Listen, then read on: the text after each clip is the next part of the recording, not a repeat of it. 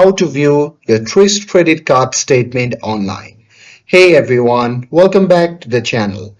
In today's video, I'll show you how to view your Truist credit card statement online in just a few clicks. So now, without further ado, let's get started. So first thing first, open any web browser and now here, once you're inside, you can just click on the search bar and simply search for Truist Bank. And now here, on the search result, just click on the first link and after that, you'll be prompted to the official website of the Truist Bank.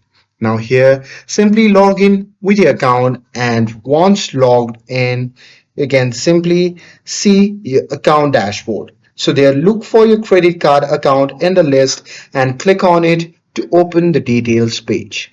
Now here you can simply find and click the statement or the document tab and there you'll see a list of your past statements organized by month.